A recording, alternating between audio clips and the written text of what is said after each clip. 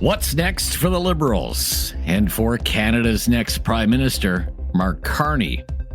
This is Now You Know. I'm Rob Snow.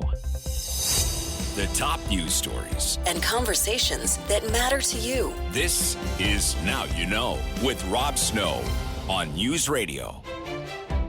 It's the question dominating political Ottawa. What will Mark Carney do now? Now that Mark Carney has captured the Liberal leadership and is set to become Canada's next Prime Minister, what does the future hold for the former central banker? Carney isn't offering much insight into that, other than that the transition from Trudeau to Carney will be quick and seamless. Yes, the transition between the Prime Minister and myself, that transition will be seamless and it will be quick. Finally, I, as you may have heard, just had a meeting with the caucus. There is tremendous energy in the Liberal caucus. As you saw last evening, this is a united party with full of energy to serve Canadians. Carney is assembling his team, and among those on the team is Marco Mendicino. That caught some people off guard since the Toronto area Liberal MP has had his own problems, so many, in fact. He's not a cabinet minister anymore. He used to be the Minister of Public Safety. Mendicino wasn't upfront about how serial killer Paul Bernardo managed to get transferred to a medium security prison in Quebec. He also claimed that law enforcement agencies urged the federal government to invoke the Emergencies Act to deal with the Freedom Convoy protests. That wasn't true. And he also mishandled one of the Liberal government's high-profile bills on gun control. The appointment's not sitting well with the pro-Palestinian wing of the Liberal Party because since leaving cabinet, Mendicino has been a very vocal supporter of Israel. While everyone within a stone's throw of Parliament Hill is predicting an election call very soon, Mark Carney isn't saying when that will happen, and neither are some of his backers, like the Labour Minister, Steve McKinnon. Canadians, number one, sense that we need a leader of stature, a leader of experience, and someone whose priority will be squarely focused on our economic needs, obviously beating back this threat from our southern neighbours, but more generally building the Canadian economy. Should Canadians be prepared for an election? Should they be expecting one to come soon? Again, that's a decision that is left to the leader of the Liberal Party of Canada. How quick do you think the transition will happen? These are questions better posed to those who are in charge.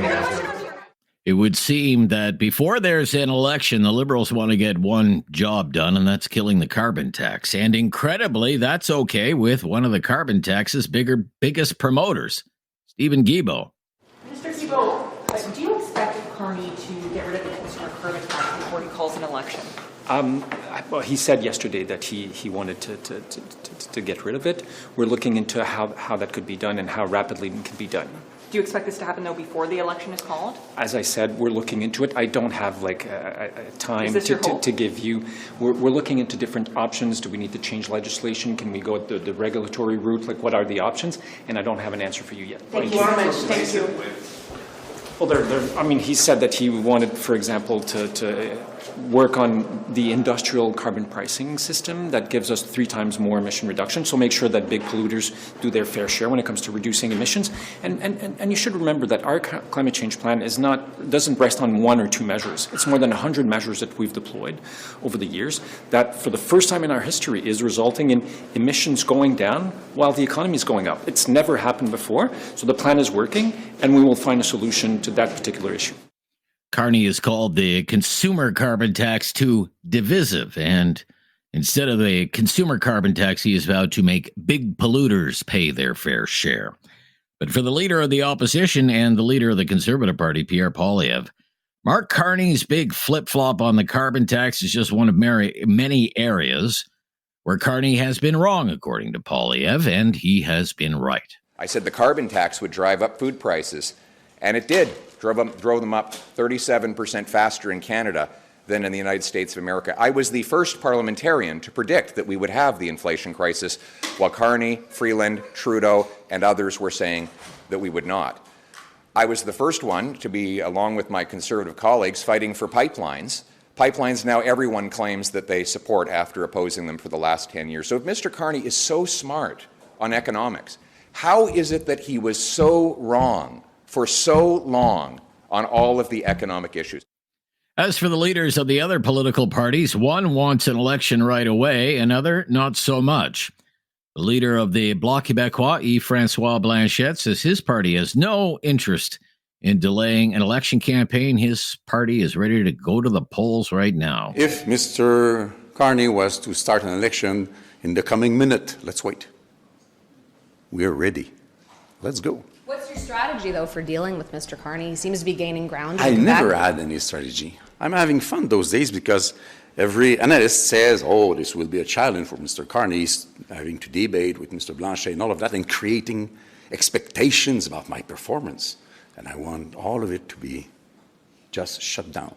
No expectation. I will do as I always did, answer questions, ask questions as honestly as I can, and people will make their mind after the debates or the campaign or whatever. But I'm very impatient with the idea of having some reporters following us across Quebec and saying all we've got to say. Because if the more we say, the better we will fare. So the Bloc is ready to rock, but with support for the NDP cratering in the polls, Jagmeet Singh isn't in any hurry to hit the campaign trail. We got to put in place supports for workers. We had a couple of announcements, but nothing really at the level necessary to let a worker know if you lose your job because of this trade war, we got your back. That is not actually in place right now.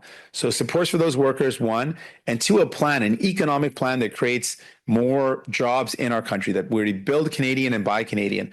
I think those two things need to be put in place first, and we can have an election afterwards. Another poll out today, and it shows a real horse race whenever the election campaign begins. Nanos research says the Conservative lead over the Liberals is down to 1 point. Conservatives 36, Liberals 35. The NDP back at 15%. I'm Rob Snow. This is Now You Know. This is News Radio. Well, another big story today, tariffs. And we have a full plate of topics today for our next guest. Professor Ian Lee is here from the Sprott School of Business at Carleton University. Welcome back. My pleasure, Rob. So the Trump tariff threat is there. Doug Ford says, okay, here's a 25% export tax on Ontario's electricity exports to the United States. Donald Trump responds and says, okay, those steel and aluminum tariffs that I was going to impose tomorrow at 25%, they're going up to 50%. And he says, quote, if other egregious long-time tariffs are not likewise dropped by Canada, I will substantially increase on April 2nd the tariffs on cars coming into the U.S., which will essentially permanently shut down the automobile manufacturing business in Canada. So here we go. Tit for tat. Retaliation, more retaliation. What do you make of it all? For the past 3 months, I've been saying very publicly in multiple media interviews across Canada, CTV, Global, CBC, You, Sirius, and elsewhere, I've been saying the following. If our leaders were evidence-based, which they're not, there's been a failure of leadership at the Canadian level and at the provincial level. I'm referring to Premier Ford. This is nonpartisan. Both Liberal and Conservative leaders have failed us. Because if they read the Memorandum paper, which they've obviously not read, he stated in there categorically, black and white, he said, if any country retaliates from the tariffs we impose to force those countries to open up their protected economies that exclude American corporations, if any of those countries retaliate, we will increase our tariffs even higher. You can say, so what? We have been told for the past 3 months by Prime Minister Trudeau, by Chrystia Freeland, by every Liberal cabinet minister, and I'm not picking on them. So has Conservative Premier Ford said the same thing. Former Prime Minister Chrétien said this on Sunday night. So did Carney. We are going to retaliate and make Donald Trump back down. What we are witnessing, every living, breathing adult who follows the news, we are witnessing the complete deconstruction and repudiation of this nonsensical argument put forward to us by every liberal leader in the country and conservative Premier Ford. They said, if we do a retaliatory tariff, they will back down and the problem will go away. And I have said, no, they will increase the ante. They will increase the tariffs. They will make the problem far worse and drive us into a very deep recession. What we're witnessing is the catastrophic failure of the approach of our national leadership. Okay, so Premier Ford has gone so far. I'm sorry. They are refusing. The Americans are very clear on what they want. You can say it's not right, it's not fair. We're not dealing with that. They're saying you've got to open up your economy, those protected industries, supply management, the telecom, banking, etc., and you've got to rescind the digital service tax targeted to American digital corporations, and you've got to increase your spending on national defense. And he said, and if you don't, we're going to put tariffs on you. That's where we are. And the retaliatory tariffs, which I've criticized from the moment they were discussed, they are an abject failure, and they're going to drive us deep down into serious decline in our standard of living. Thank you, Prime Minister-elect Carney. Thank you, Prime Minister Trudeau. Thank you, Premier Ford, for adopting these catastrophically failed policies. Okay, Premier Ford has gone so far as to suggest he would cut off electricity exports to places like Michigan and New York State and Minnesota. Maybe that's the next move from Premier Ford. What if it is? There is this delusion. I mean, it's empirical, factual delusion that the United States is completely dependent on Canada or Ontario for oil or gas or electricity. I've actually heard cabinet ministers say this. If they went and looked at Stats Canada or looked at the U.S. Department of Energy, the EIA, Energy Information Agency, it's on the web. As big as our exports are, and actually electricity is very, very small, by the way. It's very, very small. But even the oil, there's actually people going around in this country saying we would bring the Americans to their knees if we stopped exporting oil because they completely need our oil. If anybody in our leadership would actually do some homework and go read the EIA, it says on their homepage, America is self-sufficient in oil. Yes, they bring in, then people say, then why are they importing Canadian oil? They import it because it's in their economic self-interest, and they go and export their own oil. They're now the largest exporter of oil in the world. I'm not here to defend Donald Trump. That's not my point. Because people keep saying you defend Donald Trump. I'm not defending him at all. I'm saying they're the hegemon, $29 trillion. And there are some delusional leaders in our country, starting with Carney and Trudeau, that say we can stand up, and Premier Ford says this too, we can stand up and defeat the Americans.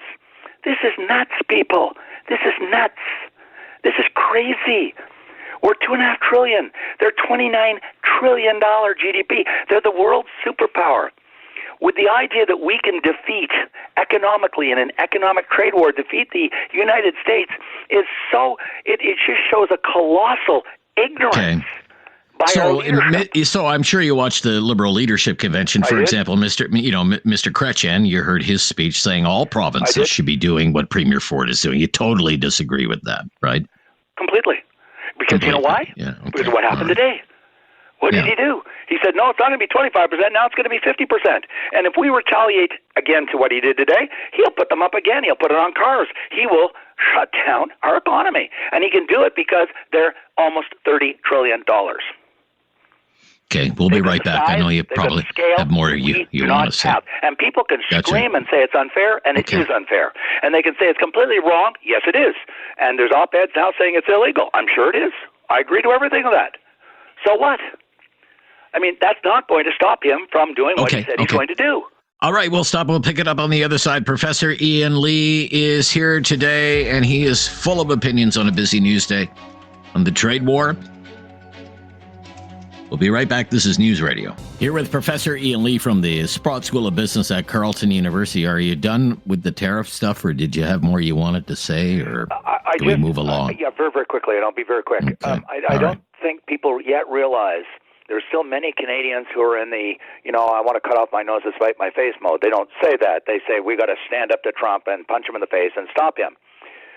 there's this implicit, unstated assumption by large numbers of Canadians, including those who support what the Liberals are saying, that we are equal with the United States. We have the same power, the same clout, the same influence, the same strength. And they don't understand that we are what are called, the geopolitical analysts call, a middle power. We are not a superpower. People can say, oh, yes, I understand that. And then they go on talking as if we're the same $30 trillion GDP. We're not. Will this cause some harm to the United States? Of course it will. I've never denied that. But it's going to be Pierre Trudeau got it right 50 years ago. We're the mosquito, the mouse, and they're the 10-ton elephant. And a mosquito cannot bring down a 10-ton or a 2-ton elephant. I know. That is our reality.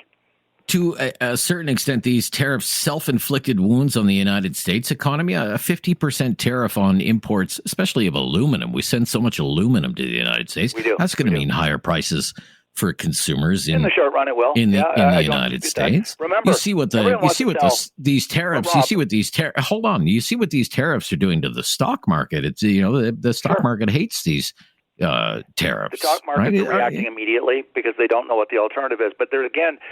In people's analysis of economics and trade and decisions like this, there's this unwitting, unconscious decision to assume there's no change whatsoever. Whatever is announced today, that's it. Nothing will ever change after today. I call that static analysis. But reality, human reality, and the markets are dynamic. In other words, they change on a dime. All the buyers of steel from Canada, they're already on the phones burning up the wires to Brazil that produces lots and lots of steel. There's a huge surplus of steel in the world market right now, by the way. They're on the phone talking to India, which is a huge producer of steel. They're going to be sourcing steel from around the world to displace and replace the Canadian steel. Aluminum is not such a huge shortage, but don't think that we are the only producer of aluminum in the world. We're not. Companies are dynamic. They will find alternative sources for the products that are coming out of Canada. This is an enormous economy, largest in the world, and they have the most dynamic and innovative companies. So they will be burning, and they've got the clout, and they've got the money and the capital. And some American company starts calling some third world country and say, hey, I want to buy more of your steel. They're going to return that phone call and say, yes, sir, I can get it to you tomorrow morning, sir. In other words, They hold the cards. They have the power because they're the world superpower. And we have this delusional idea that we can stand up to them because we produce things that they buy from us, therefore they want it, therefore they need us. They do not, and Trump keeps telling us, and we say, oh, he's silly. He doesn't know what he's talking about. He's correct. They can source anywhere in the world.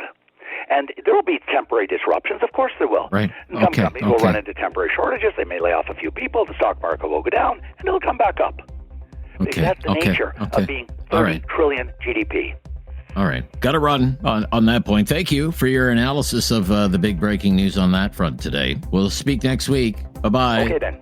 Thanks. Yeah, bye-bye. Professor Ian Lee. The Newsday Panel. Time for our Newsday Panel. Chris Day is back with us. He's Senior Vice President at Hill & Knowlton. How are you? Welcome back. Greetings, sir. I'm well, thanks. Thanks very much. Ashton Arsenault is here, a partner at Crestview Strategy. Hello, Ashton. How you doing, Rob? I'm good. Thank you. Let's talk about Mark Carney, Pierre Poilievre, and the province with all the seats and maybe the keys to the kingdom, and that is Ontario. So the case is being made on some podcasts, certainly in the pages of the Toronto Star, that Pierre Poilievre, in an election campaign, is going to get the Doug Ford treatment for Mark Carney and the Liberals, that the Liberals are going to run against Trump and tariffs, portray Poilievre as mini-Trump or not up to the job of dealing with Trump. But another argument that's being made is that the Ford people and the Poilievre people don't see eye to eye. They don't get along. And that this is going to hurt the Conservatives in an election campaign in Ontario, where the Conservatives, of course, want to win big and need to win big if they have any hope of forming government. Chris Day, what do you think of this analysis? So, I mean, the Ontario Liberals tried to paint Doug Ford into a corner with a video that showed that he was 100% rooting for Trump to win last November. And it didn't resonate with voters because they saw Captain Canada on the screen in Doug Ford. Mark Carney will have, I think, a tough road to hoe to say to voters. First off, here's who I am. I'm back in Canada after a decade out, introducing himself whilst doing the job, whilst running his first ever campaign for anything, and also trying to make people forget about a 9 to 10 year Liberal record that was deeply, deeply unpopular, and that was only resuscitated by taking on all of Pierre Poilievre's stated ideas and goals. So, he's going to have to be very careful about how far he goes with that, because it quickly boomerangs back to saying, well, he can't be that bad. You've taken all of his policy suggestions to date. So, we'll see how it goes. Campaigns are bruising things. Pierre Poilievre is a very seasoned campaigner. He's an elbows up campaigner, to borrow a current phrase. And I think Mark Carney will have a lot of learning to do. Yeah. Okay. All right. Ashton, what do you make of this analysis? Poilievre is about to get the Doug Ford treatment in an election campaign. Yeah, it implies that Mark Carney and Doug Ford are in some way, shape, or form connected or even remotely analogous, which I think is a dog's breakfast. But the Liberals are going to attempt to tie Poilievre to Trump, not only because of the moment we're in, but because this has always been a part of the Liberal playbook, and that has been a topic of discussion before. And I think it's really difficult to keep on top of everything that comes out of President Trump's mouth. But just last week, we had him saying that Poilievre isn't really a MAGA guy, certainly not MAGA enough for him, and that was a huge mistake on Poilievre's part. So here's what we're left with, right? And we're getting there sooner rather than later. Sort of a bleep by any measure, untested, battle-soft politician with a pretty shaky relationship with the truth.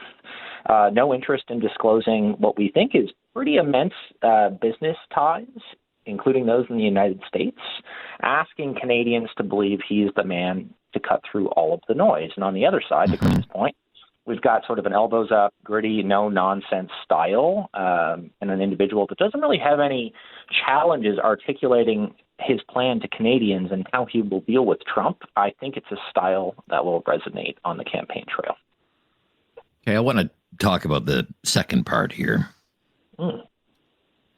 The Ford people and the Poilievre people don't get along. Maybe Ford and Poilievre don't get along. They're never at events together.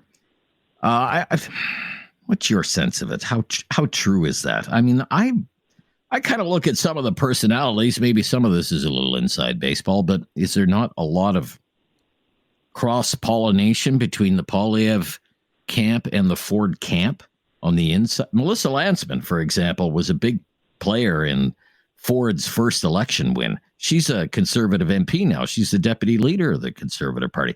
Are you telling me Corey Teneycke doesn't get along with Pierre Poilievre?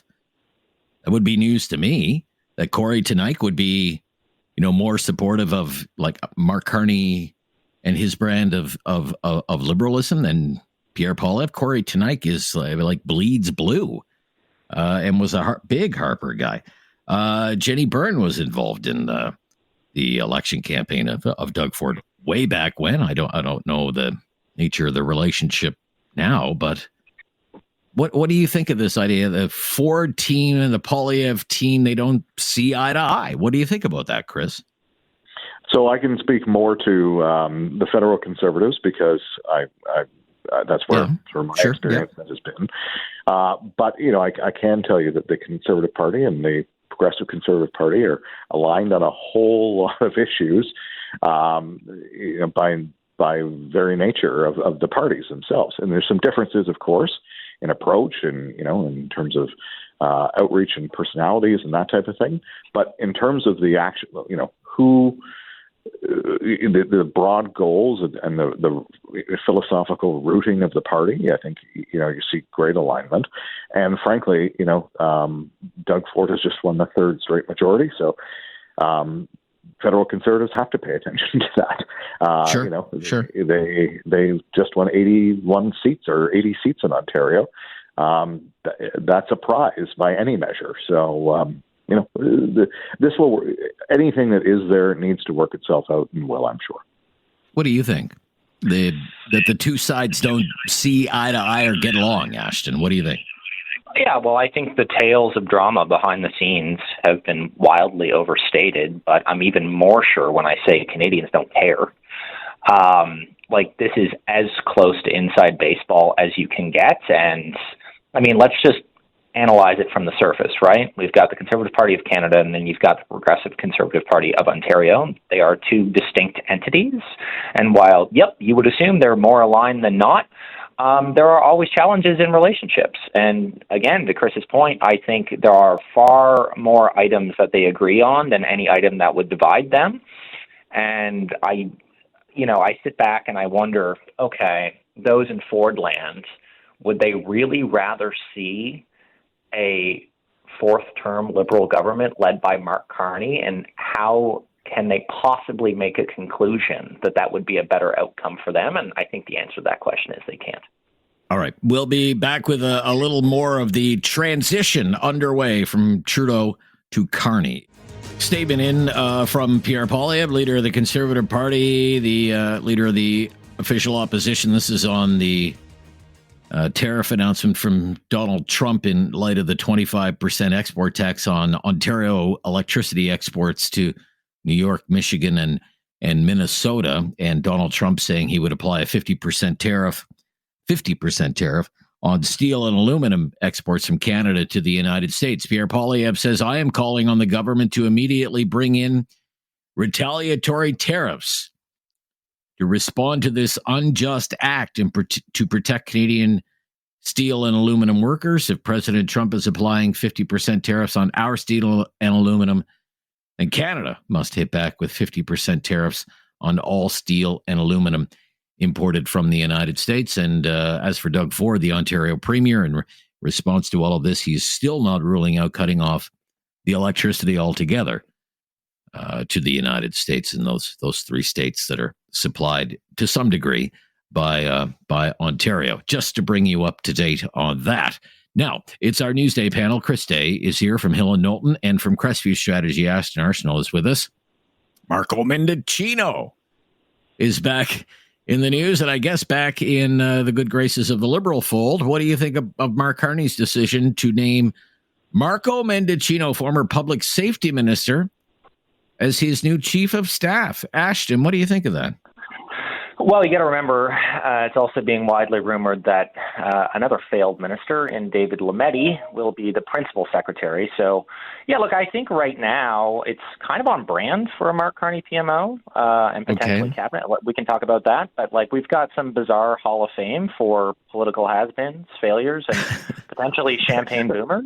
I kind of view it as the stuff of Don't hold back, Ashton. Don't hold back. Well, My goodness. If you told me, who can you name off the top of your head to be some of the most offensive staffers and political nobodies from yesteryear that have been beaten several times in a row now, who could it possibly be? And, well, we just gave the names. It's the stuff of legend, Rob. Okay. I thought the big rumor was Marco Mendicino was going to run for mayor of Toronto, that he was preparing to run for mayor of Toronto. And if you followed his Twitter account lately, he was going after Olivia Chow on things like snow removal after those back-to-back storms hit Toronto. Who knows? Maybe there's still a mayoralty run in it for Marco Mendicino. But what do you think of this appointment, Chris? Marco Mendicino. Well, they've been taking great pains to paint this as an interim only, so I don't know that this necessarily means he won't be available to run for mayor of Toronto at some point. But, to Ashton's point, there's a lot of very, very unhappy Liberals about this appointment, each for their own reasons, some of which because of his ministerial record and missteps, some of which because, there was a path to electoral victory that was very clearly defined and laid out that involved courting Muslim Canadians. And, a lot of folks are not terribly happy about Marco Mendicino's full-throated support of Israel. That's right. Yeah. And frankly, there are a number of people who are hoping for a much cleaner break from the Justin Trudeau era than having a whole bunch of former Justin Trudeau staffers and a whole bunch of former Justin Trudeau ministers surrounding Mark Carney. And for all of those reasons, this is not the slam dunk announcement, supportive announcement that one might have expected from someone with Mark Carney's deep networks. So I find it really, really curious. Really curious. Really curious. Okay, interesting. Also curious with French CBC Radio Canada saying they're open to having Jean Charest playing some kind of role in a Carney government. Jean Charest, who ran against Pierre Poilievre for the leadership of the Conservative Party, didn't do very well. He got trounced, as a matter of fact. I think he got 11% of the vote. But nevertheless, reaching out to Jean Charest, what kind of role could you see Jean Charest playing in a Carney government, Ashton? Hopefully not a big one. Maybe some sort of ambassador post. I don't know. Look, if I'm a political outsider, like Mark Carney likes to call himself, how do I do anything differently than present myself in a way that makes me so insider that I literally go out of my way to find the most plugged in, dialed in political elites you could possibly imagine? I don't understand where the calculus is coming from. I really don't. I think it inoculates an argument that he used in perpetuity throughout the leadership campaign, that he is some sort of weird outsider. It's not true, but he said it, not me. Let's see if it comes to pass. Look, if Jean Charest ends up in cabinet and that's what Mark Carney wants to do, then, that is a prime minister's prerogative, but I would struggle to come up with a position. Put it that way. I'd struggle to come up with a position. What about you, Chris? What do you see for Jean Charest here? Charest has been decent on the tariff stuff recently in some French media interviews I've seen with him on Radio Canada and other places. So I think he's striking the kind of tone that the Carney government will try and strike as it deals with the unpredictability of Donald Trump. I think they're also trying to position him as someone who can build coalitions across party lines and maybe delve into that sort of pool of fabled purple liberals, purple Tories type. But of maybe thing. somebody else who can do outreach to the Quebec media, right? Because Carney's not going to be strong with it. His French is not going to win him votes. So right. There's possibly something there. But I think Ashton's probably bang on. There's going to be an advisor, perhaps ambassador role in his future if he wants it. Okay. All right, we'll be right back. What happens if there's an election campaign and the Conservatives don't win? Does that mean Poilievre is one and done? Like that's the end of Pierre Poilievre, Conservative leader Pierre Poilievre? Talk about that when we come back. I'm Rob Snow. This is Now You Know on News Radio. Newsday panelists are here. Chris Day, Senior Vice President at Hill & Knowlton, Ashton Arsenault, partner at Crestview Strategy. What if the third time is not the charm for the Conservative Party? Conservative Party lost in 2015. Try again with Andrew Scheer. It doesn't work. And that's it for Andrew Scheer. Try again with Aaron O'Toole. That doesn't work. That's it for Aaron O'Toole. What if Pierre Poilievre doesn't bring it home, so to speak, a victory for the Conservative Party in an election? Does the same fate necessarily await Pierre Poilievre? Would he be the latest Conservative leader to be one and done? What would you say, Ashton Arsenault?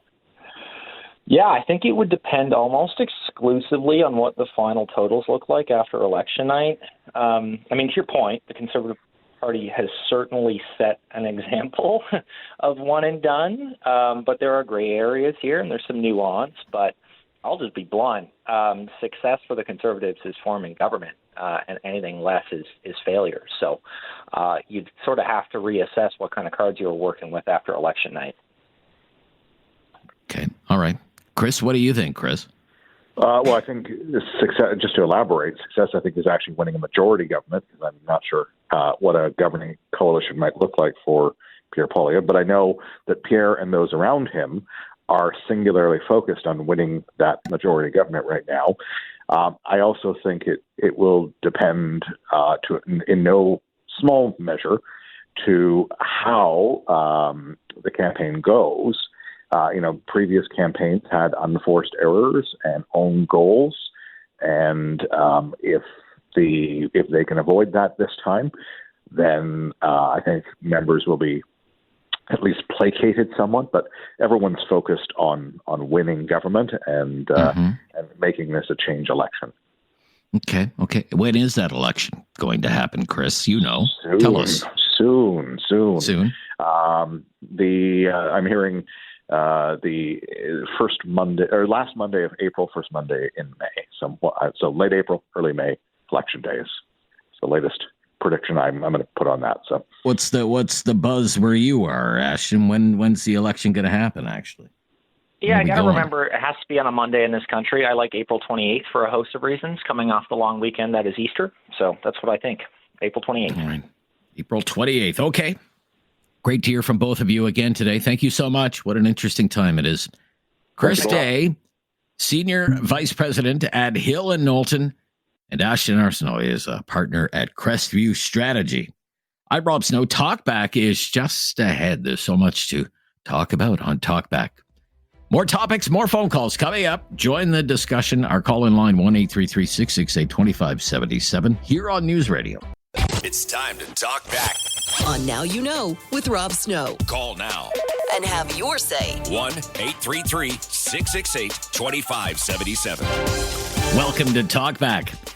It is 2 hours of debate and discussion on the big issues of the day. And today we're going to talk about trade, but we're going to talk as well about energy policy, specifically fossil fuels and the carbon tax. We're going to kick this around for a couple of hours, all of it, try to tie it all together with your help at 1-833-668-2577. Because what we want to do is we want to get a better sense of what you think Canada should be doing at this very moment in time, a critical time for the country. 1-833-668-2577. So think trade, energy policy, fossil fuels, the carbon tax. We want to jump into this today because in the United States, the new energy secretary in the Trump administration told a big energy conference in Houston, Texas, that the Trump administration's goal with energy is dominance, global energy dominance. The guy's name is Chris Wright, and he comes from the natural gas industry, big into fracking, his company, Liberty Energy. So he suggested to this crowd at this big energy conference in Houston, climate change kind of secondary. It's secondary, and the primary goal is to lower prices for energy for consumers and for American customers for energy all over the world. And as you know, the Trump administration has already said we're out of the Paris Climate Accord. We don't want to be part of the Paris Climate Accord. Don't want anything to do with that. And our goal is to increase production of things like oil and natural gas. We want to know this. Should we have a similar policy in this country? What would you think about this as a policy? Should Canada produce more oil and natural gas, even if it means more emissions of greenhouse gas emissions? Should Canada produce more oil and gas, even if it means an increase in greenhouse gas emissions? What would you say? 1-833-668-2577. Also want to talk about the carbon tax. Carbon tax is supposed to go up in this country April 1st. There is no carbon tax in the United States at the federal level. Some states, like California, for example, they do a cap and trade system. But at the federal government level in the United States, no carbon tax. In Canada, we actually have two carbon taxes. We have the consumer carbon tax, and then we have the carbon tax on large emitters, which is done through a carbon credit system.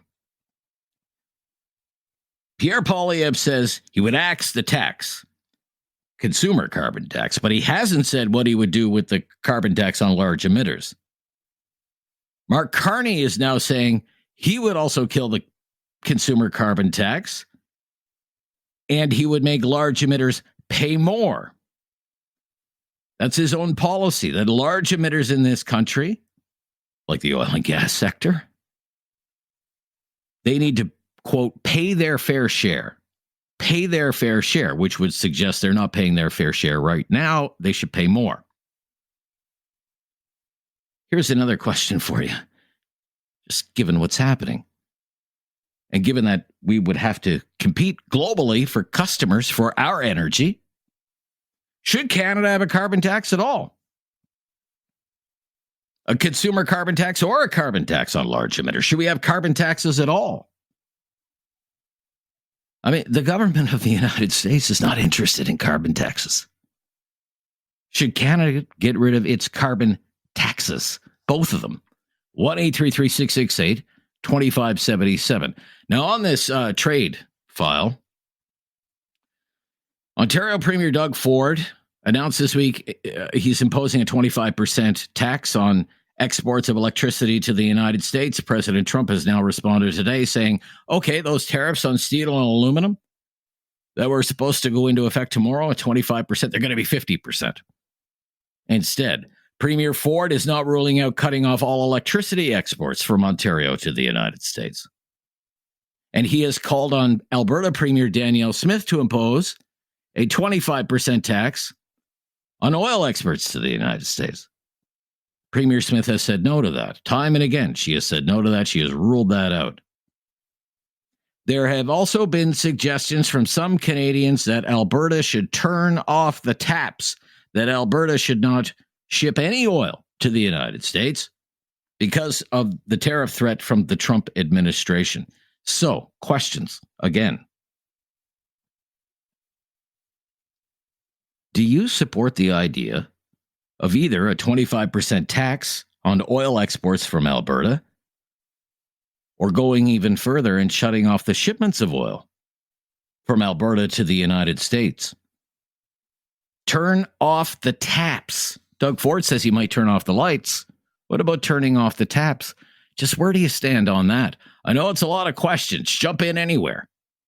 These are big issues, but it's an important time for the country. And we're really interested in hearing what you have to say about all of it. 1-833-668-2577. Rick in Dartmouth up first today. Rick. Hi there, Rick. Hey. Hey. Well, great discussion there today. Great to hear Ian Lee again. You know what? The carbon tax is a misnomer. It's a carbon dioxide tax. And the second thing, if you really wanted to go one step further, it's an oxygen tax.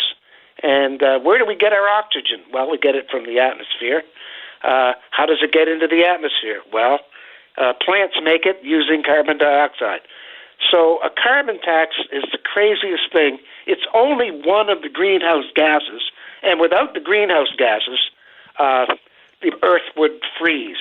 So I don't know. I think pretty much carbon tax is the worst decision ever made by this particular government. And it was started with, around 1982 with the idea that we were just about to go into a giant ice age, and suddenly it just changed around, and suddenly it was the other thing. Anyway, I did a lot of research on this over the years. And when I say research, I just don't mean. So what I'm saying is we have two taxes. So much of the focus is on the consumer carbon tax, but we have a carbon tax on our large industrial emitters, like steel mills in Ontario, for example. They're going to face a 50% tariff. Should they also have to pay a carbon tax?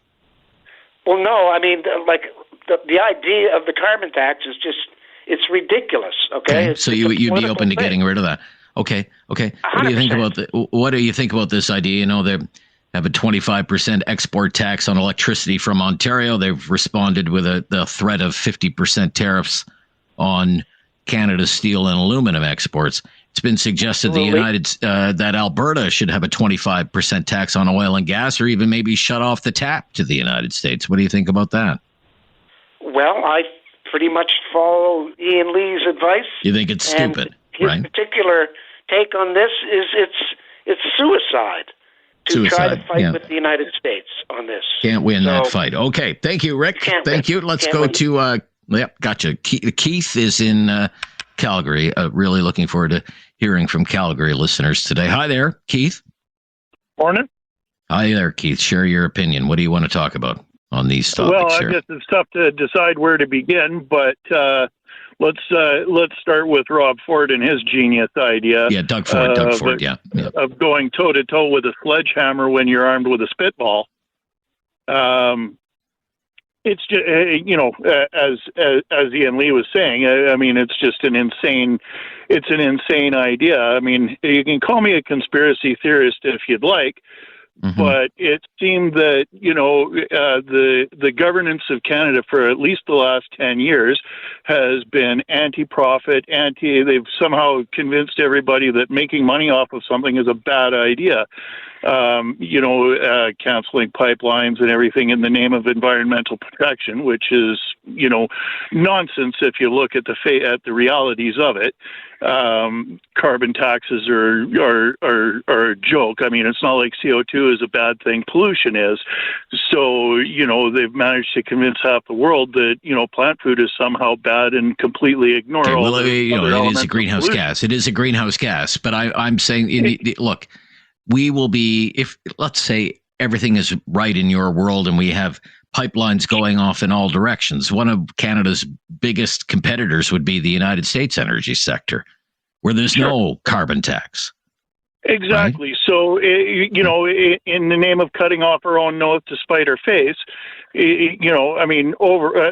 overall Canada's contribution is insignificant. I mean, we could vaporize tomorrow and the Chinese would build enough coal plants to offset the difference in a matter of weeks.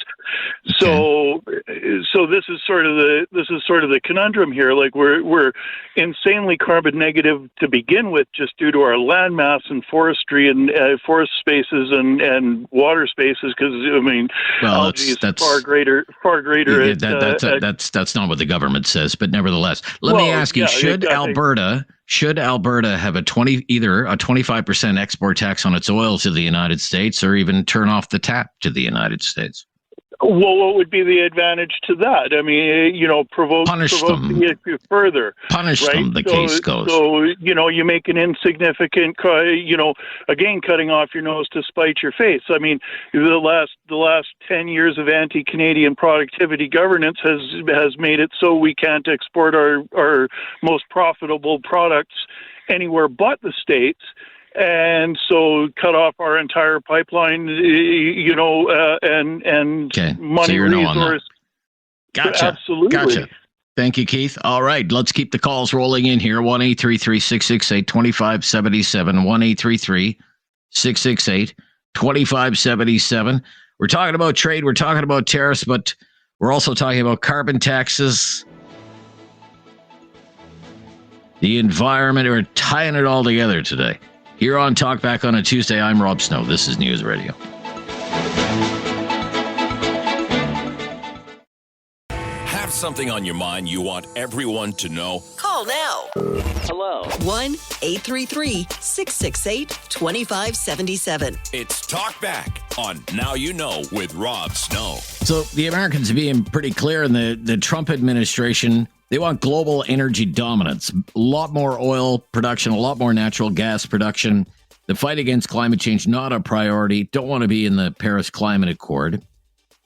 We are asking, should Canada drastically increase oil and gas production, even if that means increasing greenhouse gas emissions? What would you say? Also in the United States, no, they don't have a carbon tax there at the federal level anyway. Here in this country, we have two carbon taxes. We have one on consumers, all of us, and large industrial emitters. Should we get rid of all carbon taxes? What would you say to that? Should Alberta have a 25% export tax on oil exports to the United States? Some people say should go even further and just turn off the tap to the United States. Don't send them any oil, 4.5 million barrels a day. 1-833-668-2577. Kevin is in Alberta. Thanks for calling, Kevin. Join the discussion here. Kevin, what's your opinion on any of this? I wanted to speak about the carbon tax as a small business owner. I run a couple small businesses in southern Alberta. one of which is a car wash, and the other one I build houses for a living. And the carbon tax has just put such a strain on the cost to do business as a small business operator that it's just become unaffordable for the average consumer. Like, I'm a small business guy. I build a couple houses a year. Just to put it in perspective, like back in the 90s, we used to build houses for around $120 a square foot. Nowadays, we're building houses for $350 a square foot. Now, the cost of living hasn't matched the cost for me to build these houses as it has over the years. And even my car wash, as far as the carbon tax goes, like, my cost of operations have gone up ever since these carbon taxes have come in place. I've had to raise my rates at the car wash just to keep up to my operational costs, and customers tend to get pretty grumpy with us when we have to raise our cost of operations even by 5 cents a minute. And so people can't keep up to these inflationary costs that the government keeps putting on us. I just don't know how to justify some of the costs that we have. So as a small business owner, it's tough. I'm kind of framing it this way. Should we have any carbon taxes at all? We have 2 in this country. Absolutely Our neighbor to the not. south doesn't have any, right? So no, the U.S. doesn't have any. You look at the prospering countries like the U.S., even the AUE over there, they're pro-business. All they want is their citizens to succeed. There's no citizen tax. They don't have the carbon tax in place there. They are so pro-business and so wealthy, and their citizens are thriving there. Why can't we do the same here? Okay, very interesting. It's very tough, like, to compete with the U.S. Like, your other question was, should we be taxing the U.S. like our oil? You're playing an uphill battle. That war is just not going to be. Yeah, it's not going to work out for Canada. Not going to work out. Okay, thank you. The suggestion is still being made. That's why I'm asking. George, we have 2 Georges in Alberta. George in Alberta, number 1. George. How's it going George. today, Rob? I'm fine, George. One quick question before we start. Are you related to Hank Snow, the singing legend? Not related to Hank Snow. No. Oh, bad luck. relation. For. Yeah. Okay. Yeah. I could use the royalties. Yeah, no kidding. The carbon tax. You got a great voice. I thought, maybe he is related to the Singing Ranger. No. Look, you've used a lot of your time talking about my non-relations. So if you hang on the line through the latest breaking news, I'll bring you on right after the latest breaking news. But nothing stops the news. It's coming right up here on Talkback on News Radio. As we go back to George in Alberta, thanks for hanging on there, George. So let's get the conversation underway here. What's your opinion? Okay, drill, baby, drill. Drill, baby, drill. For number 1, carbon tax. No, it's all carbon tax has got to be gone. And as far as cutting off our nose to spite our face, like you guys said before, no. Doug Ford can't win in Ontario because if he cuts off the power, all the oil that comes out to their refineries in Ontario goes through Michigan down and then up into Ontario. They shut the taps off there, for goodness sakes. Just That's what Danielle Smith has warned people in the East. Be careful what you wish for. Okay, we put a 25% tax on our oil exports to the United States, or we shut the tap off to the United States. Look at the pipeline map, because it goes through the United States as it goes east before it comes back up into Sarnia, Ontario, into Petrochemical Alley there in Sarnia, right? Exactly. But what we should be doing, shortages, in other words, in Eastern Canada, is what she has said. Yeah, there would be. And so what we have to do is, as soon as Poilievre gets in, it becomes the next prime minister, he's got to say, we have shovels in the ground for 6 months, and all those people that are paid by Americans, those environmentalists that stop our stuff, streamlined it. We need 2 pipelines to the east, another one to the west coast, and then if the United States doesn't want our oil, Rob, you say they're going to be a superpower. That's because they get 4.5 million barrels a day from us, and they get all that natural gas that's shipped from northern Alberta and northern BC down through BC down the California coast. and it goes to the United States. And that's what allows them to become a superpower. Okay. Or will. Because Right. And then, the one other thing about the tariffs on the steel and stuff is why does it cost so much money in Canada to build stuff? Because our taxes are through the roof.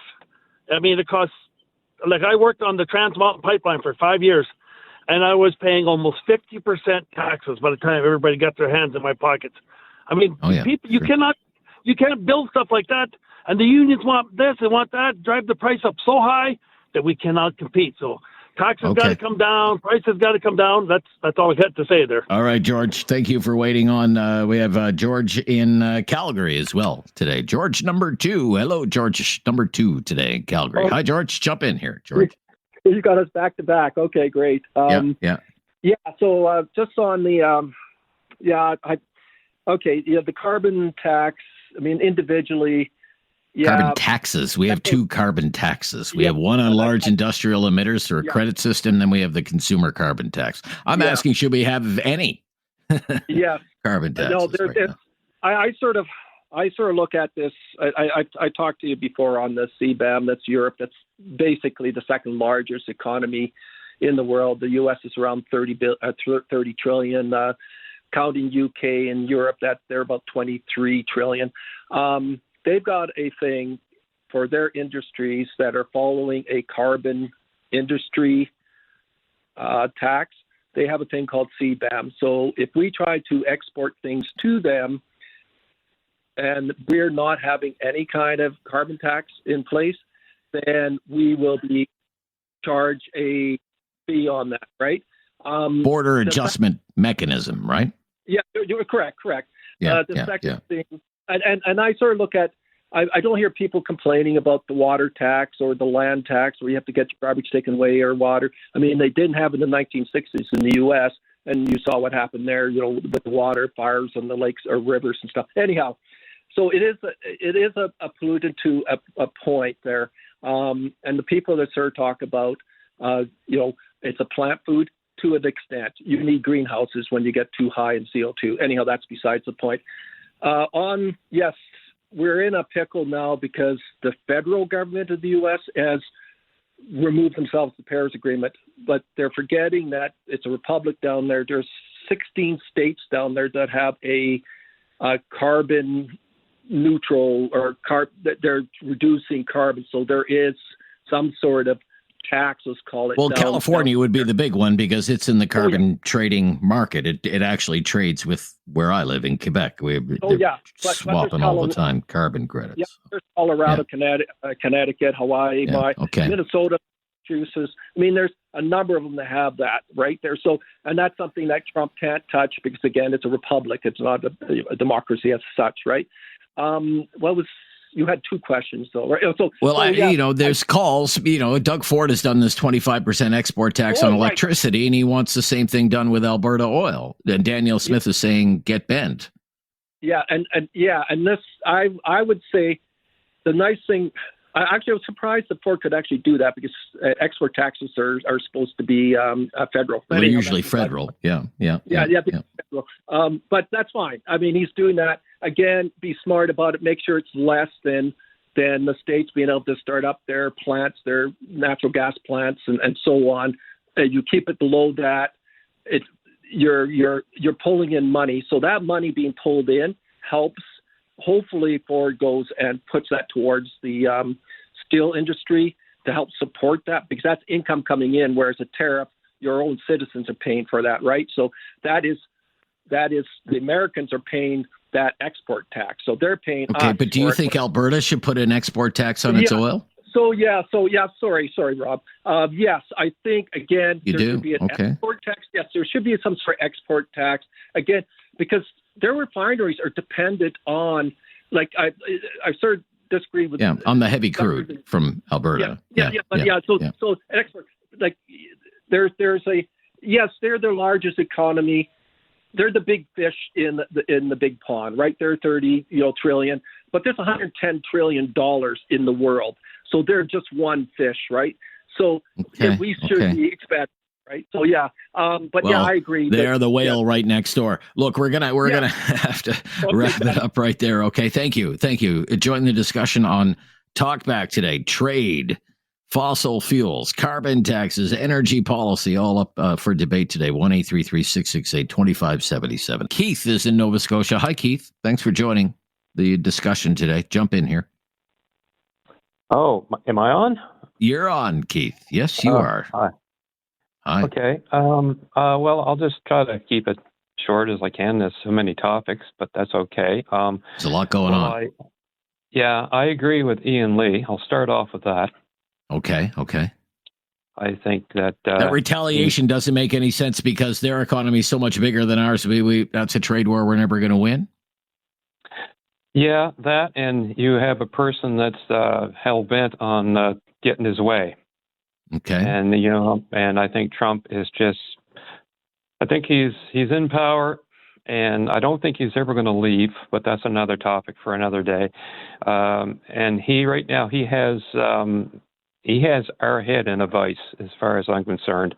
I know that we should become more energy dependent with our own resources, but I think that Trump will do anything, and I think that the people in the United States, they're going to feel some pain.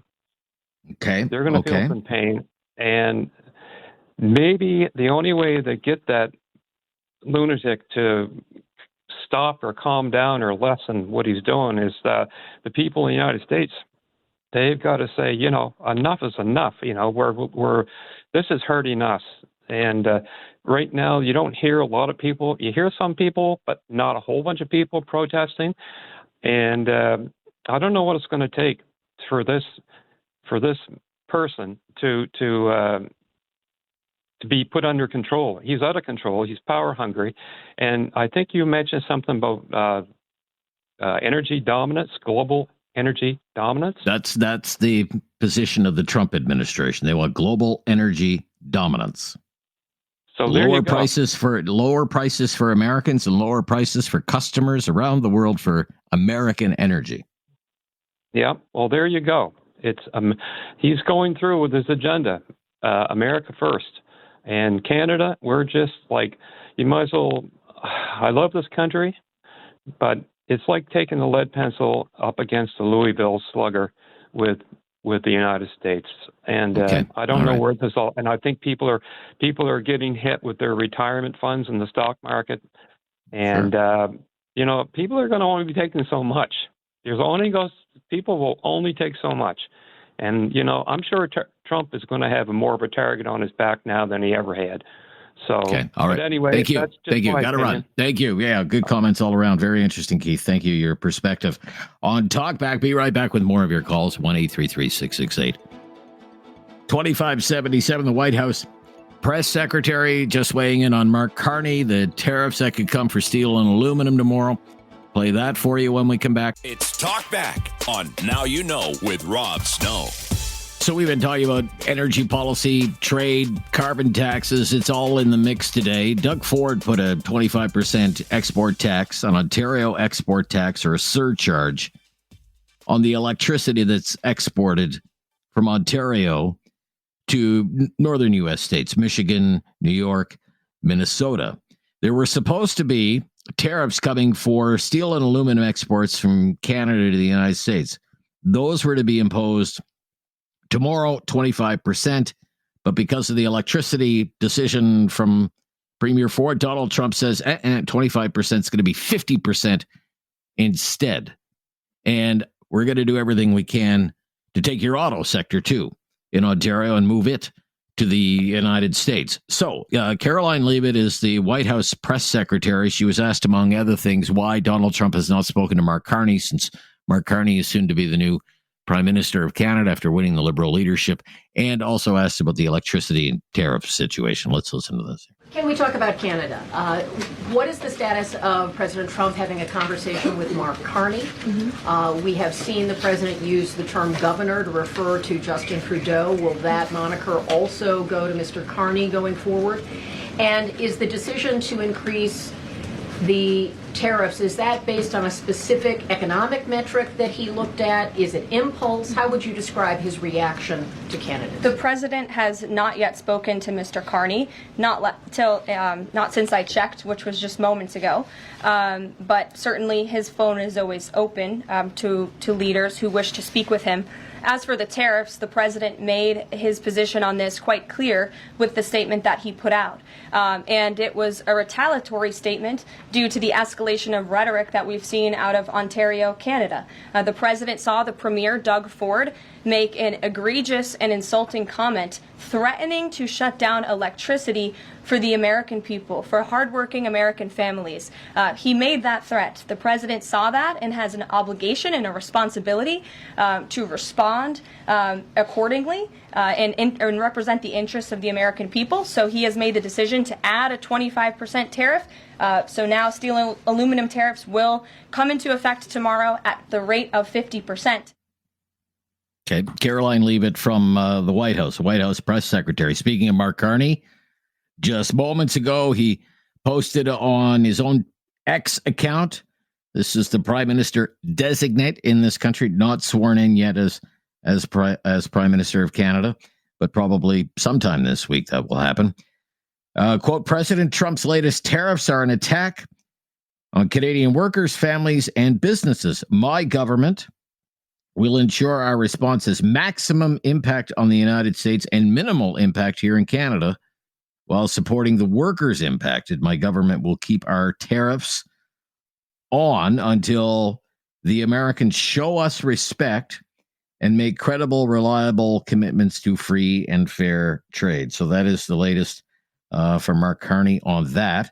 Again, all this tariff back and forth, the market does not like this. The markets had been up very, very early this morning, and the selling started, and then all of this news hit about 50% tariffs on steel and aluminum exports that will cause higher prices for Americans. Remember, 80% of the imported aluminum for the United States it comes from Canada, mainly from the province of Quebec.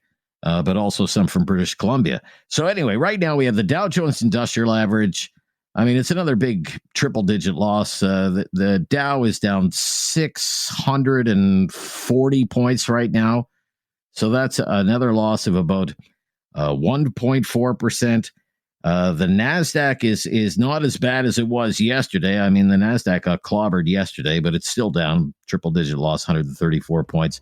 TSX main index right now down about 200 points, and all of this you would think cannot be good for our dollar, all this trade stuff. And remember, there's a Bank of Canada rate decision tomorrow. The dollar is just barely hanging on to 69 cents US right now. Last trade 69.02 cents US, and the thinking is if the Bank of Canada cuts interest rates tomorrow, that might put more pressure on the Canadian dollar, might go even lower.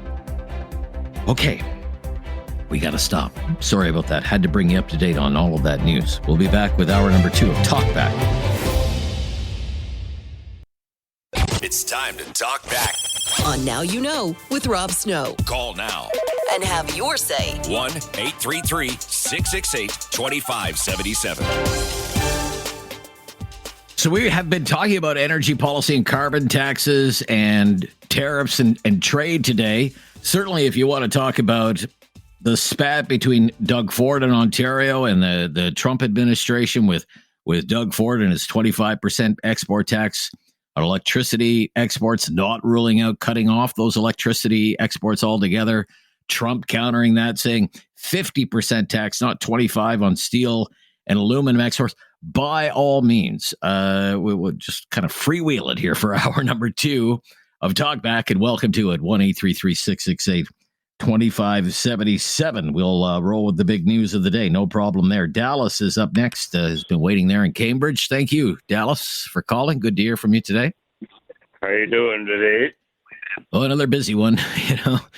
Trump always he always keeps us guessing. That Donald Trump for sure.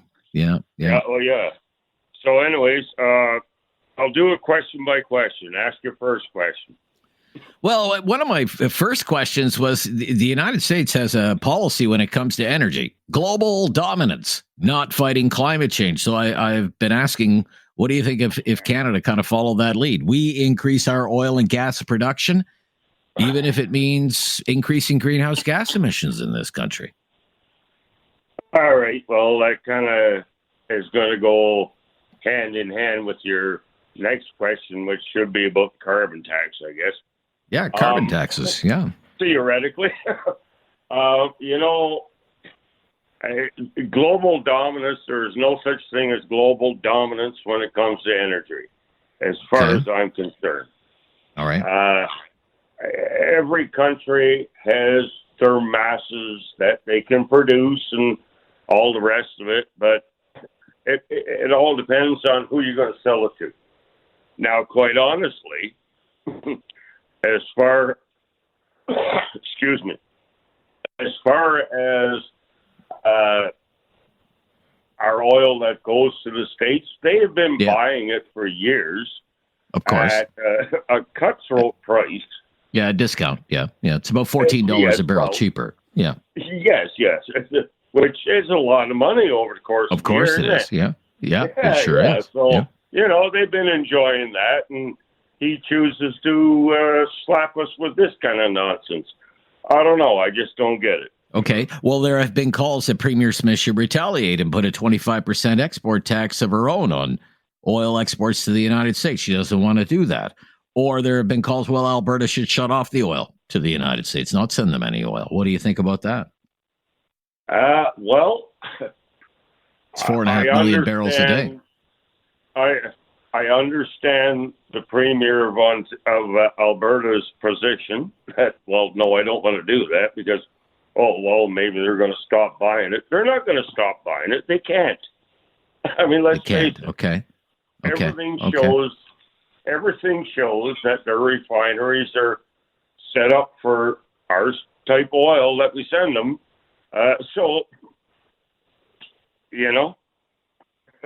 And I'll leave that at that. All right. Thank you, Dallas, for hanging in there. John is up next in Halifax today. John, thanks for calling, John. Hi there. Jump in on the discussion here, John. Hi, John. Are you with me, John? John, tell me we didn't lose John. I was probably going to be the best caller of the day. Next to Jeff in Waterloo, who's up next. Hi, Jeff. You're up next. Hey, how you doing, Rob? I'm good, Jeff. Thank you. Trying to keep up with it all, sir. Yeah, go ahead. Yeah, so I've been listening to a lot of Canadians phoning in and saying we're fighting against a monster that we can't win against, and I do have to agree with that. But this might sound a little kind of a strange kind of comparison, but I just got out of a relationship when I was married to a narcissist, and there was no winning. There was lying. There was gaslighting, and our relationship with the United States, I think, was brilliant and great, but it's gone bad really fast, and we just have to cut our ties and move on to other ways and new relationships because he's just going to keep playing us as far as I'm concerned, and I think and I do think he wants to absorb us. You do. Okay. Yep. Okay. So, in light of that, I bring this up because in the United States, the federal government doesn't have a carbon tax. Here, so much is made about the consumer carbon tax, but we also have a carbon tax on large industrial emitters. Companies that make aluminum, companies that make steel, on our own oil and gas sector. We have to, if we want to diversify our trade, we will be competing in these markets with the United States, where there's no carbon tax. Should we have carbon taxes at all, is what I'm asking. One of the questions I'm asking today. Yeah, and, I got to say, I don't have enough information to give you a totally educated answer, and I don't like to do that, but I think this carbon tax thing has maybe been overplayed a little bit in Canada.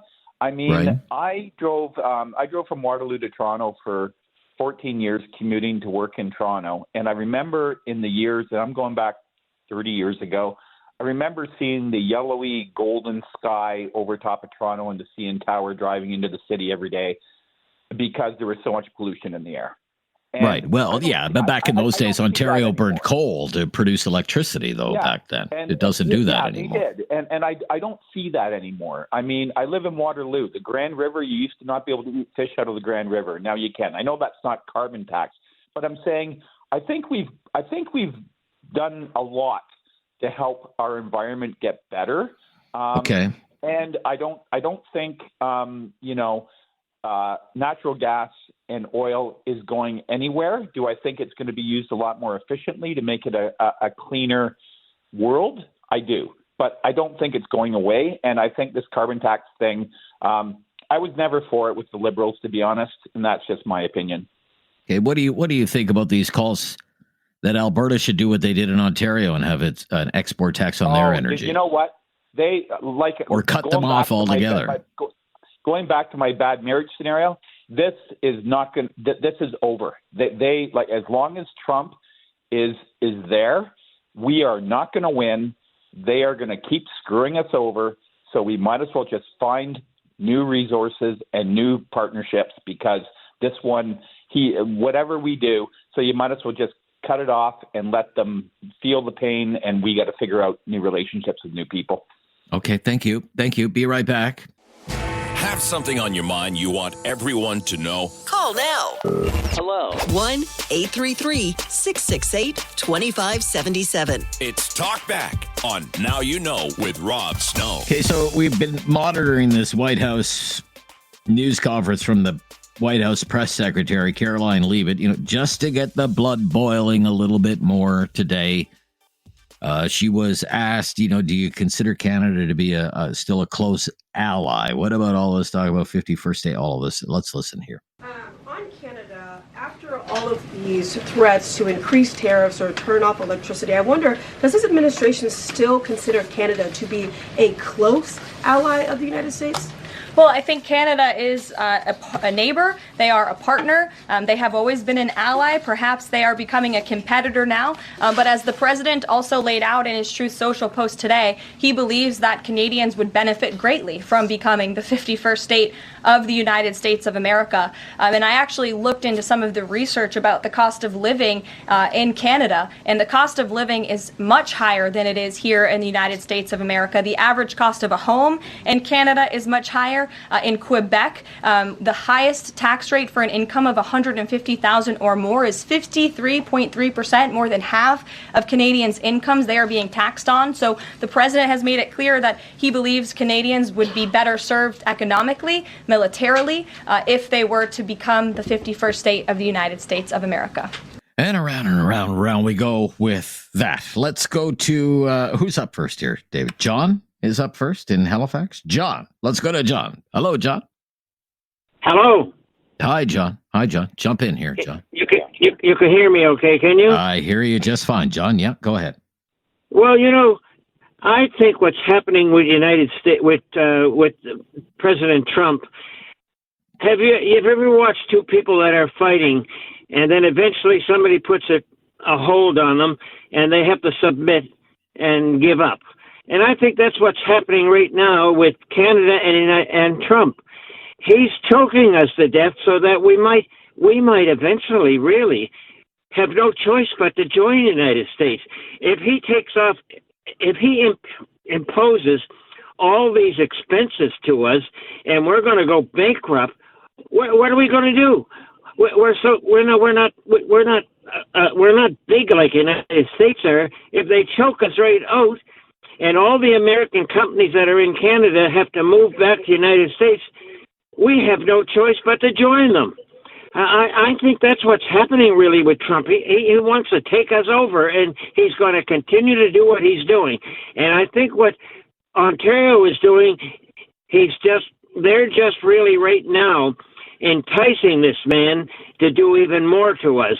And I think that's wrong, because if we're going to harm the poor people of the United States with higher bills, we're hurting the smaller person. We're not hurting Trump. And that's all. That's the way I look at it. Okay, so there have been calls. For example, Premier Ford has suggested to Premier Smith in Alberta that they should do the same thing in Alberta. There should be a 25% tax on the oil that Alberta sends to the United States, or maybe even turn the oil off altogether that they send to the United States.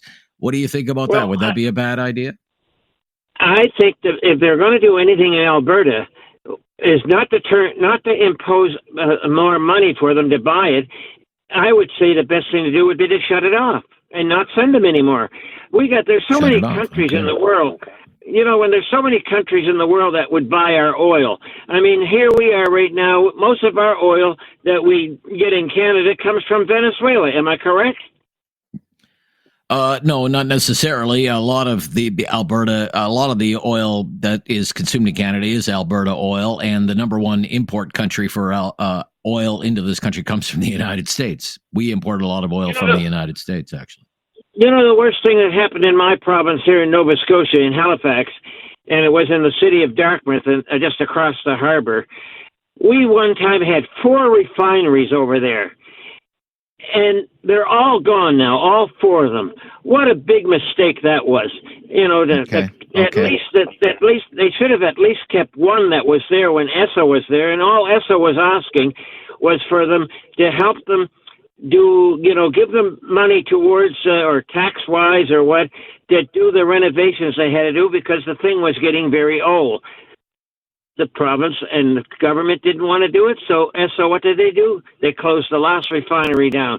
Now, if we had those refineries still in Dartmouth, in Halifax, my God, can you imagine? We could do our own oil refinery here from Alberta. We didn't have to send it to the United States. Yeah, we'd still need a pipeline to get it there. Right. Well, that's no big problem. They can make pipelines. It is a big problem because, between Alberta and Nova Scotia, there's this big place called Quebec, which isn't playing nice in the sandbox. Okay, thank you. Got to stop here. Have something on your mind you want everyone to know? Call now. Hello. 1-833-668-2577. It's Talk Back on Now You Know with Rob Snow. Hey, the news is coming fast and furious. This has more to do with international affairs, the war between Russia and Ukraine. There's just been a statement released where these talks are happening in Jeddah, Saudi Arabia, to create a peace deal between Ukraine and Russia. Let me just read the statement from the governments of the United States and Ukraine. Under the gracious hospitality of Crown Prince Mohammed bin Salman, the United States and Ukraine took important steps toward restoring durable peace for Ukraine. Representatives of both nations praised the bravery of the Ukrainian people in defense of their nation and agreed that now is the time to begin a process toward lasting peace. The Ukrainian delegation reiterated the Ukrainian people's strong gratitude to President Trump, the U.S. Congress, and the people of the United States for making possible meaningful progress toward peace.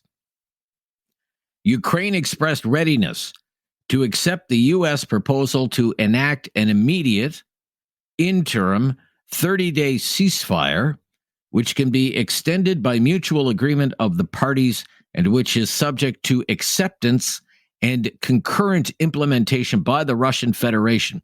The United States will communicate to Russia that Russian reciprocity is the key to achieving peace. The United States will immediately lift the pause on intelligence sharing and resume security assistance to Ukraine. So it appears as though Ukraine has agreed to a 30-day ceasefire as brokered by the government of the United States, but it has yet to be presented to Russia, and that is the next stop on that process. So we'll see what happens there, just to bring you right up to date. All right, back to the topic of the day: tariffs, trade, energy policy, carbon taxes. That's what we've been kicking around today. Shaf, thanks for waiting there, Shaf. I know it's been a bit of a wait today. Go ahead. Hi, how you doing, Rob? I'm good, thank you. Thank you. Good. I think I know what's going on. I had predicted that the U.S. would skyrocket with everything that's going on. And then it would come crashing down after a couple of years, and Trump would buy everything back up. I think that I was wrong, and Trump is using these tariffs to play the market. You see the market go back and forth, bounce back and forth. It's going up, it's going down, it's going up. All of a sudden on X today, he said that he's buying a Tesla. Well, how many people are going to want to buy a Tesla all of a sudden, and the Tesla market shares will go up, and he's probably influencing that. And that's his whole goal. His power, what does he want power for? He wants power for money. His number one goal is money. So that's why all this is happening.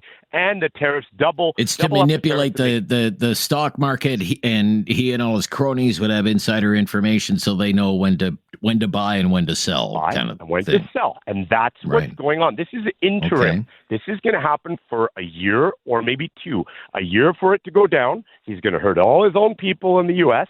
He's going to hurt Canada and all his allies that he has that do business with him and deals, including Putin or whoever it may be, buys back and sells at the right time, and the rich get richer and the poor get poorer. In Canada, the same thing is happening. Middle class is disappearing. So the lower middle class is going down, the upper middle class is going up, and it's disappearing. And as far as I see, this is the biggest smokescreen I've ever seen in my life. He doesn't want to buy Canada. He doesn't want to take over Canada. Okay. He does not want to take it over. And the carbon tax, he needs, I think what Carney needs to do is rather than stop it, because if he stops it, it's like, oh, hell will break loose. Why not put a indefinite pause on the carbon tax? Indefinite pause. Okay. Yeah, it's kind of what some premiers have done. You know, they announce, say, a temporary pause on gas taxes, and then the gas tax is supposed to come back, and they say, okay, we'll extend that another 6 months. And then it comes up again. Oh, okay, we'll extend it for another 6 months. Something like that. Okay, I will say Tesla shares are up today, about 5% or so on a rather down day for the market, but it's been a brutal year so far. 2025, not good for Tesla shares, down 42%. Ouch. Talkback News Radio. Have something on your mind you want everyone to know? Call now. Hello. 1-833-668-2577. It's Talkback on Now You Know with Rob Snow. Well, I mean, it's been another busy day in the news business. The big news is Trump's reaction to the Doug Ford move on electricity and the 25% export tax, and then the threat to shut off all electricity exports to Ontario. There were supposed to be tariffs on Canadian-made steel and aluminum coming into effect tomorrow from the Trump administration, tariffs of 25%. Donald Trump, not liking the electricity move from the Ontario Premier, said he's going to make that a 50% tariff again starting tomorrow. And we have some comments from Caroline Leavitt, again, who is the White House press secretary. Let's play the first clip of hers from her news briefing today with reporters asked about Carney and also asked about the Ontario electricity situation and the counter tariffs. Go ahead, David. Can we talk about Canada? What is the status of President Trump having a conversation with Mark Carney? We have seen the president use the term governor to refer to Justin Trudeau. Will that moniker also go to Mr. Carney going forward? And is the decision to increase the tariffs, is that based on a specific economic metric that he looked at? Is it impulse? How would you describe his reaction to Canada? The president has not yet spoken to Mr. Carney, not since I checked, which was just moments ago. But certainly his phone is always open to leaders who wish to speak with him. As for the tariffs, the president made his position on this quite clear with the statement that he put out. And it was a retaliatory statement due to the escalation of rhetoric that we've seen out of Ontario, Canada. The president saw the Premier, Doug Ford, make an egregious and insulting comment threatening to shut down electricity for the American people, for hardworking American families. He made that threat. The president saw that and has an obligation and a responsibility to respond accordingly and represent the interests of the American people. So he has made the decision to add a 25% tariff. So now steel and aluminum tariffs will come into effect tomorrow at the rate of 50%. Yeah. And it's the Americans that will pay the higher prices for that steel and aluminum, although it will I mean, it'll hit hard in Ontario and in Quebec. Quebec sends a lot of aluminum to the United States, and of course, lots of steel mills in Ontario, places like Sault Ste. Marie and Hamilton. So that has certainly become a dominant discussion point on Talkback today. If you want to weigh into that, I mean, we were talking about energy policy and tariffs and trade and all of this already today, and certainly electricity is energy, right? So let's go to Jim. Let's get to Jim here. Hi, Jim. Hi there. Hi, Jim. Hello, this is Jim. Hi, Jim. One of your most recent callers hit the nail on the head with the stock market issues. What I wanted to say is pretty well everybody's mispronouncing the president's name. They should be saying President Elon Musk. And okay. Voted in. Stock market related. Those guys have algorithms to tell them how to stock market, and that Musk and his buddies are making millions every single day. So that's most of it. The other thing is about aluminum. Some friends of mine moved from a national park in Canada into Montana a number of years ago. Could not find one place to recycle anything. In Arizona, they still throw their aluminum cans in the garbage. Maybe Trump should launch a recycling program. They might not need as much of our aluminum. Well, that's such a good point, because aluminum, I mean, you can recycle aluminum forever. I mean, aluminum is basically a circular economy product, right? So exactly, over and over again. Over and over and over and over again, yeah. And they're going to landfills, plus they put them on boats and try and float them to other countries. Yeah, that's crazy, isn't it? So, yeah. So, but you buy this, previous caller brought this up. A previous caller brought this up just before the news. You think, you really think a lot of this has to do with market manipulation? They just want to manipulate the market, send it down, they'll short the market, buy the dip. Absolutely. Really? Absolutely. Okay. I don't know. And if he makes one announcement and it changes the market quite seriously, which it has, then they ask themselves, okay, what's our next step? Or, well, let's put it off for a month. It's up and down. That's exactly what they're doing. They're making money. Well, they'd be making money on the downside and the upside. Okay, thank you. Thank you. I mean, for example, I mean, the Dow was down almost 700 points, but it's cut those losses in half right now. It's still down about 360 points. Jason in Alberta, if you're still with me. Jason, you're on the line. Hi, Jason. Hi. Yeah, I do have a comment on a few things there with your carbon tax, for starters. Yeah. Both carbon taxes are absurd in my mind, and everybody I talk to, because it's getting passed down to the consumer twice. Because when big business gets their carbon tax, you don't think they just slap that back onto the consumer anyway? Of course they do.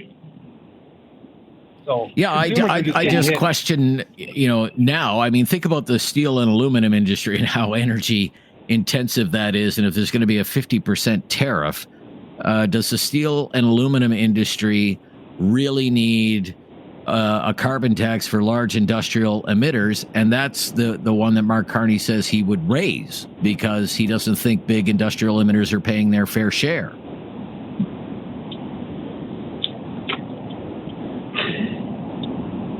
I guess to maybe some degree, but if we don't start having subsidies to these big companies, because I'm in oil and gas in Alberta, and look at Stelmach, when he shut down and started making all these oil companies pay royalties, guess what? They just closed in the wells. They left.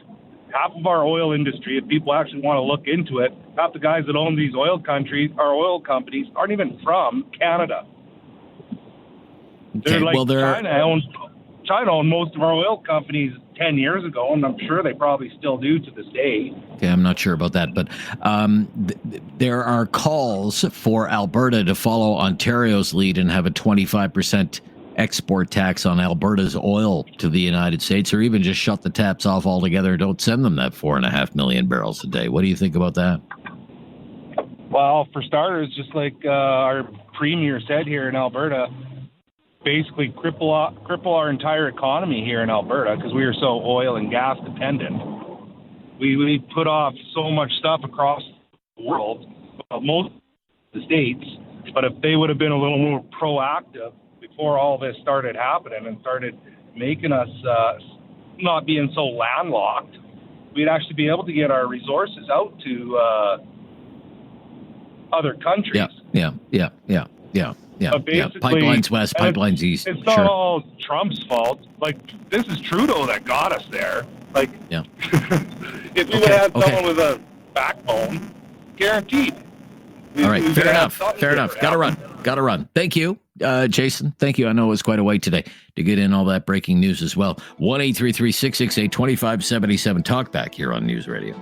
Have something on your mind you want everyone to know? Call now. Hello. 1-833-668-2577. It's Talk Back on Now You Know with Rob Snow. So now we're getting word that Algoma Steel, which is in Sault Ste. Marie, Ontario, is starting to do layoffs because of the tariff news from the Trump administration, 50% tariff on steel exports to the United States, maybe as soon as tomorrow, if Trump follows through with this threat. Of course, you never know. He announces things and then he pauses things.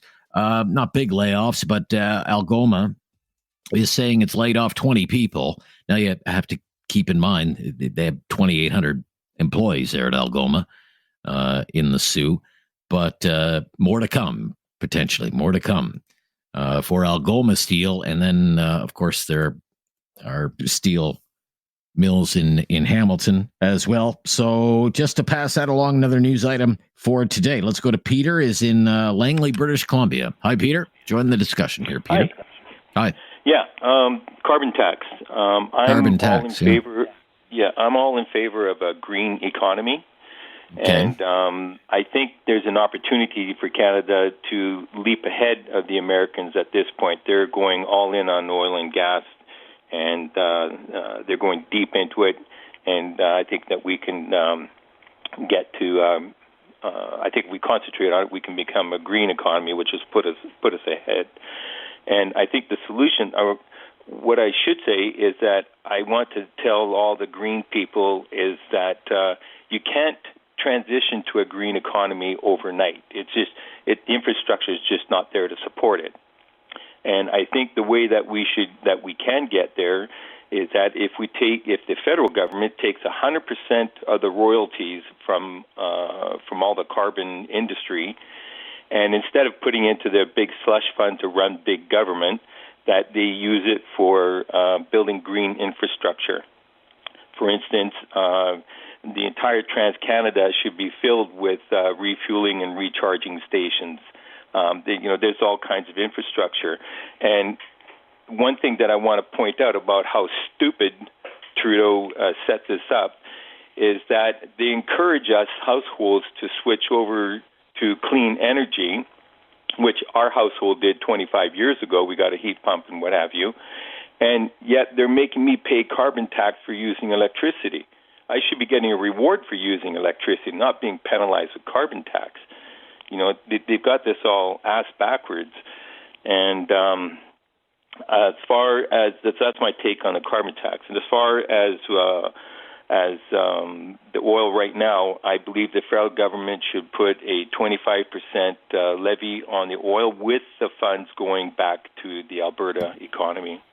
Okay. All right. Thank you. Thank you, Peter. I want to fit in another call here. Eric is in Halifax. Hello, Eric. You're on the air, Eric. Hi there. Yeah. How you doing there, buddy? I'm good, Eric. Yeah. Busy today. Sure thing. Yeah, I know you are.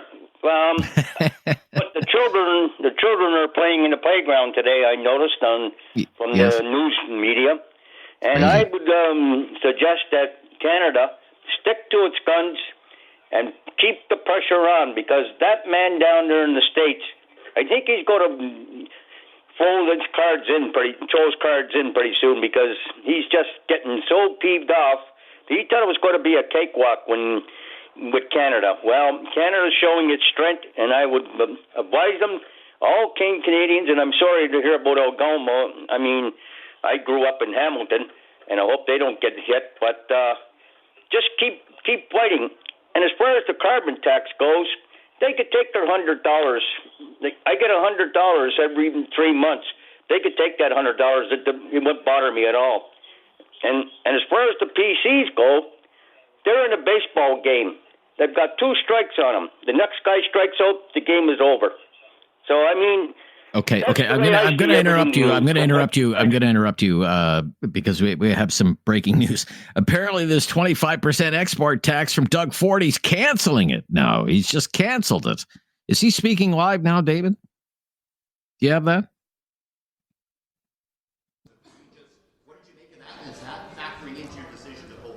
Thanks, Dave. No, it's not. But in negotiations, you can't keep ratcheting it up on both sides, because the only people that get hurt, Richard, are the Canadian population, Ontario in specific, to be specific, and the American people.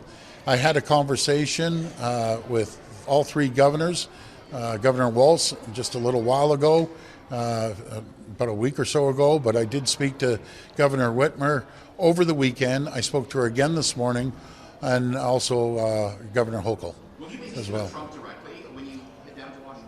I'm not too sure. All I know is I'm meeting with the Secretary Lutnick, and his entire team down there as well. And again, by no means are we just going to roll over, because we don't roll over to anyone. What we are going to do is have a constructive conversation moving forward. As I reminded the Secretary, we're the closest allies, closest friends, and we need to get back to the table to make sure that we build an AMCAN fortress around the world. I told them we are not the problem, China's the problem, and we look forward to speaking with Secretary Lutnick. Okay. I'm sorry. So that's Doug Ford, the Ontario Premier. We may come back to that, but we do have to stop here right now. So that 25% export tax on electricity exports to New York, Michigan, and Minnesota, off the table for now, suspended, he says, after a conversation with the Commerce Secretary in the United States, Howard Lutnick. But also there was the threat from Donald Trump, a 50% tariff on steel and aluminum exports to the United States, but no word on whether that's being withdrawn from the American side. More breaking news on a very busy news day. This is News Radio.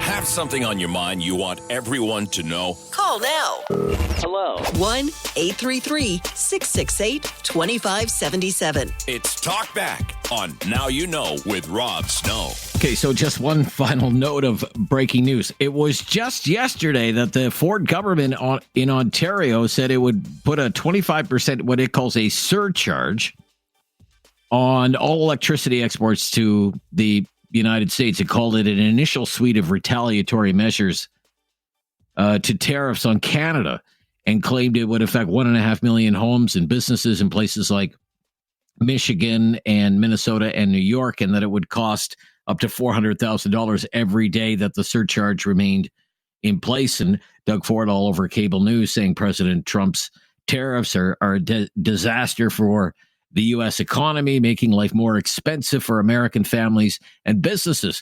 Donald Trump responded today on social media, just outraged that this could ever happen, and vowed to retaliate with higher tariffs on exports from Ontario of steel and aluminum. Well, from Canada. There were originally supposed to be tariffs of 25% coming into force tomorrow on steel and aluminum exports from Canada into the United States. He said he was going to double them to 50%. So apparently the Premier spoke with Howard Lutnick today. He's the Commerce Secretary in the Trump administration. The meeting went so well, and there'll be a follow-up meeting, that now the Ford government has said it is suspending that 25% surcharge on electricity exports. Here again, a little bit of Premier Ford. Did you have the okay from the feds, or was this you kind of going on your own? Well, I think I've been pretty transparent with the federal government and everyone else. I've been mentioning it for probably the last 3 or 4 weeks, and then we had to make a move. Did it catch their attention? That's an understatement. They caught their attention. But I'm not out, and I've said it publicly, I'm not out to hurt the American people. I told the governors I'm not out to hurt them. I apologize that we have to even do this. We have to get to this point. But sometimes you have to play your cards, and this is one of the cards that we played. And hopefully we're going to have a very good, constructive conversation with the Secretary when we get down there. But my goal in any discussion. So just to let you know, the Canadian dollar's rebounded on that news, so it's up. And the stock market is making a comeback now, although there's still slight losses for the Toronto stock market. The Dow is still in the red, but the S&P 500 is positive for the day. What a day! Talkback returns tomorrow on News Radio.